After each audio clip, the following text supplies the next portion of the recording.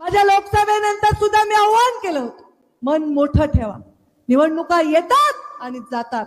निवडणुकीमध्ये एखादा माणूस आपल्या विरोधात काम केलं म्हणून त्याच्या जीवावर उठायचं काही कारण नाही. पुढच्या निवडणुकीमध्ये बदल होत असतात.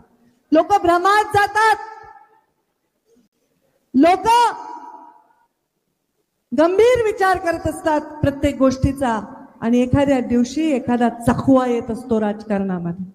त्या चकव्याला मागे टाकायचंय आणि पुढे जायचंय. मोठं मन, राजासारखं मन ठेवलं पाहिजे आणि मनासारखा राजा लाभला पाहिजे. हे प्रत्येकाचं सोनं करायचंय जीवनामध्ये. हेच आमचं कर्तव्य आहे. त्या लेकराचा जीव गेला त्याच्याबद्दल, त्याची जी निर्घृणपणे त्याचा हत्या झाली त्याच्याबद्दल मी अत्यंत तीव्र संताप व्यक्त करते. त्या लेकराचा जीव गेला ह्याच्याबद्दल मनापासून दुःख व्यक्त करते. ते जे ठिकाण आहे ते दुःखाचं ठिकाण आहे. ते कुठल्याही राजकारणाचं ठिकाण नाही. पोटातून मनापासून मी त्या लेकराचा जीव गेला ह्याच्याबद्दल दुःख व्यक्त करते.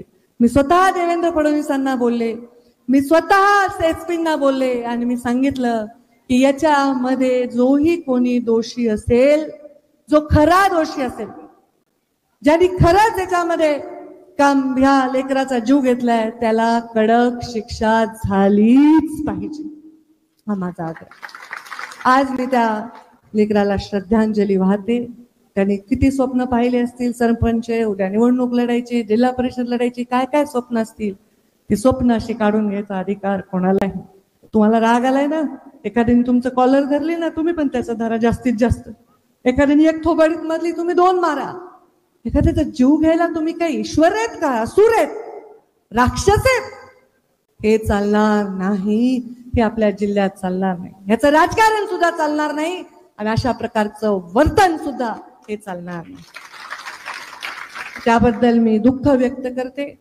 त्याच्याबद्दल सगळ्या जिल्ह्यातल्या नेत्यांनी सुद्धा दुःख व्यक्त केलंय. मी अक्षय मुंदडांना फोन केला होता. कुठे गेला अक्षय? मी त्यांना फोन केला. म्हणलं आता बाबा, ते नेहमी मला म्हणते विमलताई नंतर ताई तुम्हीच माझ्या आईच्या जागी आहेत. तर मी म्हणलं आता माझं लेकरू म्हणून तूच जा, कारण माझी तब्येत बिघडलेली होती. मला अंथरुणातून निघता येईना. नागवेड्याचं दुखणं वाईट असतंय, ताप नुसता अशा ठणका. अशा परिस्थितीत डॉक्टर म्हणले कुठे अशा ठिकाणी जाऊ नका, गर्दीत जाऊ नका. तरी पण मी आज आले. मी अक्षयला म्हणलं बाबा तू त्यांच्या लेकराच्या घरी जाऊन भेटून ये, त्यांच्या आई वडिलांचं सांत्वन कर, त्यांचं म्हणणं काय मान आणि त्यांना सांग की पंकजा ताई आणि सर्व परिवार तुमच्या दुःखात सहभागी आहे, तुमच्या पाठीशी खंबीरपणे उभा आहे. आणि म्हणून आज मी हे वाक्य उच्चारले, हे शब्द बोलले, हे माझ्या बाबांचे संस्कार आहेत. ते गृहमंत्री होते या राज्याचे आणि ते राज्याचे गृहमंत्री असताना त्यांनी असंख्य गुन्हेगारांना यमसदनाला पाठवलं. ते राज्याचे गृहमंत्री असताना त्यांनी मुंबईला पूर्णपणे अंडरवर्ल्ड मुक्त करण्याचं काम केलं होतं. त्यांच्यामुळे अंडरवर्ल्डचे मोठे मोठे गुन्हेगार देश सोडून पळून गेले, ते अजून परत आले नाही. ते मुंडे साहेबांनी, मोठे मोठे रिटायर अधिकारी आज इंटरव्ह्यू मध्ये मुंडे साहेबांचा उल्लेख करतात की मुंडे साहेबांनी ज्या पद्धतीने ग्रह खातं सांभाळलं. मी देवेंद्रजींनाही सांगितलं, अशा घटना सगळ्या राज्यभर जरी घडल्या तरी तेवढ्याच संवेदनशील आहे. बीड जिल्ह्याच्या बद्दल कुठलाही बदनामीचा प्रयत्न याच्यामध्ये होण्याचं काही कारण नाही.